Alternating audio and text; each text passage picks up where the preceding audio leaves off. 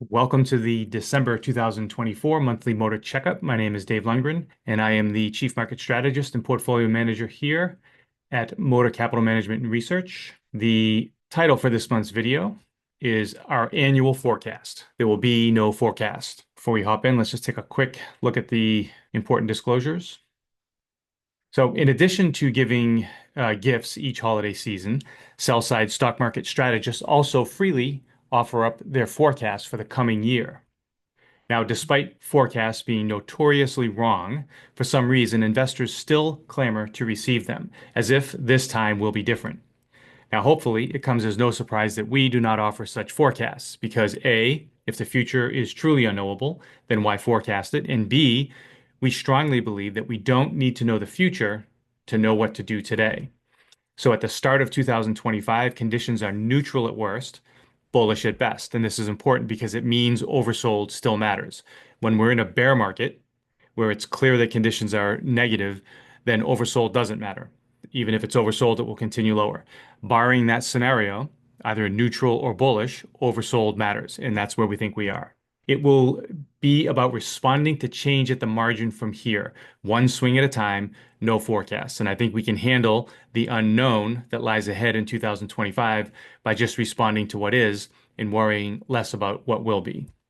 So this is what the Russell 1000 equal weighted ETF looked like, the EQAL, as of the last monthly MOTR video that we published. And at the time, this is what the risk gauge looked like. So risk on across all three time frames. Now, this is an important opportunity to remind our clients, what does this mean? First, perhaps let's say emphatically what it does not mean. It does not mean the market's going to do this. That's not the intent of the risk gauge. What we're trying to do with the risk gauge is eliminate one of the three things that can happen. And we know that when we're talking about longer term swing, longer term trend following, the market can either be bullish, bearish, or neutral.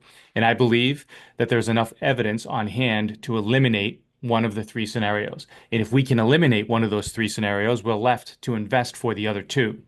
Now, obviously, neutral or sideways, we can't really rule that out because the market can start going sideways at any time whenever it wants to. Really doesn't even really even need a catalyst.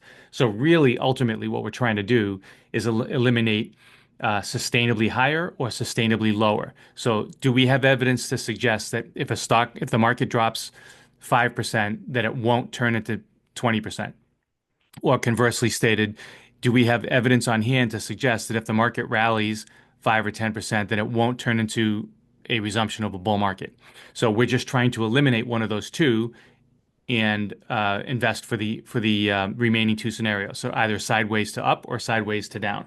And when you look at the risk gauges as they were at the end of last month or the time of the last video, this told us not necessarily that the market was going to blast off, but more that if we get an oversold condition, it won't turn into this.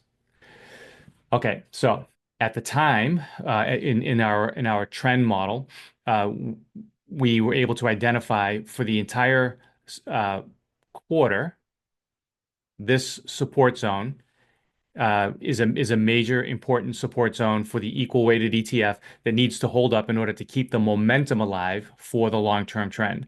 Closer levels exist here with the monthly time frame momentum zone. So when we look at this on the chart, this zone right here, which overlaps with the quarterly, well, I should say, which is the quarterly momentum zone, this long-term trend is fine as long as it's still above here. So the way I like to say it is anything can happen as long as it happens above here. And obviously sometimes it's painful. But at the end of the day, if we're here on our way down and set to panic and sell everything, would you rather have me tell you that the long-term momentum zone hasn't been violated and you should be looking at buying it ahead of this, or would you rather be being told to sell it?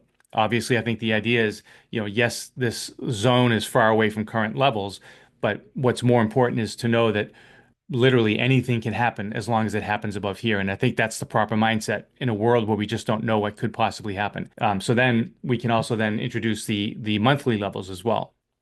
And remember, these levels are, as I stated, they're quarterly and monthly levels and weekly as well. But we're just focusing on the quarterly and monthly right now. And the idea is that this quarterly zone is is produced at the beginning of the quarter. These monthly zones are produced at the beginning of the month. So at the end of last month's video, these are the zones that were produced for the coming month. And what this would tell us is that if we get an oversold condition and it goes through here, then the medium term trend, that uptrend that was in place at the end of the last month, has lost its momentum. It hasn't reversed into a downtrend. It's just lost its momentum. We need to close below here to actually reverse into a medium-term downtrend, which, and again, this zone happens to be backed up by the long-term momentum zone. So down here is major support for at that time for the entire month of December. Okay, so let's take a look at this.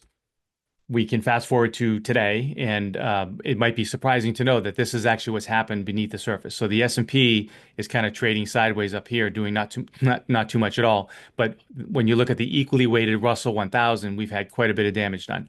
So much so that it's gone through the medium-term momentum zone. Again, does not mean we're in a downtrend. It just means that this uptrend has lost its momentum, putting it in a base, and that's why this zone is turned red. And it's now red now here because it now functions or serves as resistance. With that decline, we can see that the risk gauge in the medium and long term has fallen slightly out of the risk on reading. And obviously the short-term risk gauges down here, it was not too long ago, was actually down here at 10 into this low. So what does this mean? Does this mean that now that we're out of risk on, does it mean that this is going to happen?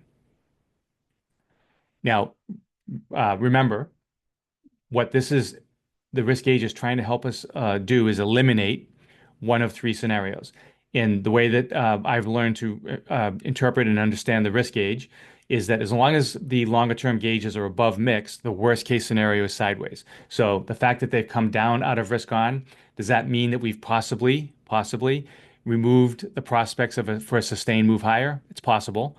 Until we start to get readings below here, we want to avoid selling into weakness because with the gauges above mixed, oversold still matters. And I think that's the key takeaway. And we're currently quite oversold with only 18% of the market above its short-term 15-day moving average. So with this being the case, with the market oversold and in the context of an environment that's still positive, oversold conditions matter as far as we're concerned.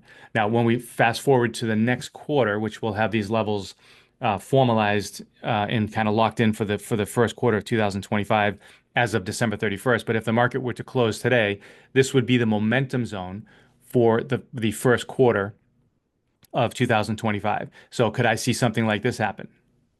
Absolutely. That would be completely within the realm of expectation. And again, anything can happen as long as it happens above here. And this would actually be a nice momentum pause, potentially get some bullish divergences off of that. Don't want to get too much into forecasting that, but that's a kind of scenario that we can kind of build into our expectations. It turns out that for the month of January, again, this will be official as of December 31st, but if we were to close today, this would be the support zone for the entire month of January. So something like in here would not be surprising to me.